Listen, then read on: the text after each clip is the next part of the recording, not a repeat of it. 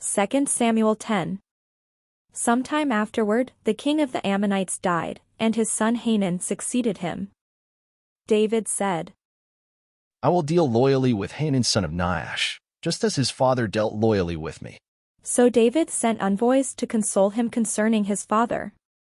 When David's envoys came into the land of the Ammonites, the princes of the Ammonites said to their lord Hanun, Do you really think that David is honoring your father just because he has sent messengers with condolences to you? Has not David sent his envoys to you to search the city, to spy it out, and to overthrow it? So Hanun seized David's envoys, shaved off half the beard of each, cut off their garments in the middle at their hips, and sent them away. When David was told, he sent to meet them, for the men were greatly ashamed. The king said, Remain at Jericho until your beards have grown, and then return.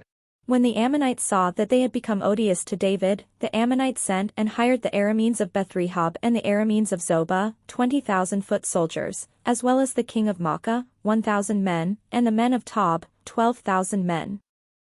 When David heard of it, he sent Joab and all the army with the warriors. The Ammonites came out and drew up in battle array at the entrance of the gate, but the Arameans of Zobah and of Rehob, and the men of Tob and Maacah, were by themselves in the open country. When Joab saw that the battle was set against him both in front and in the rear, he chose some of the picked men of Israel, and arrayed them against the Arameans. The rest of his men he put in the charge of his brother Abishai, and he arrayed them against the Ammonites. He said, If the Arameans are too strong for me, then you shall help me, but if the Ammonites are too strong for you, then I will come and help you. Be strong, and let us be courageous for the sake of our people, and for the cities of our God, and may the Lord do what seems good to him. So Joab and the people who were with him moved forward into battle against the Arameans, and they fled before him. When the Ammonites saw that the Arameans fled, they likewise fled before Abishai, and entered the city. Then Joab returned from fighting against the Ammonites, and came to Jerusalem. But when the Arameans saw that they had been defeated by Israel, they gathered themselves together. Hadadezer sent and brought out the Arameans who were beyond the Euphrates, and they came to Helam, with Shobach the commander of the army of Hadadezer at their head. When it was told David, he gathered all Israel together, and crossed the Jordan, and came to Helam. The Arameans arrayed themselves against David and fought with him.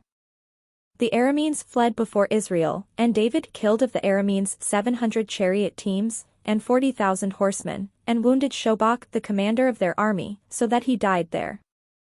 When all the kings who were servants of Hadadezer saw that they had been defeated by Israel, they made peace with Israel, and became subject to them.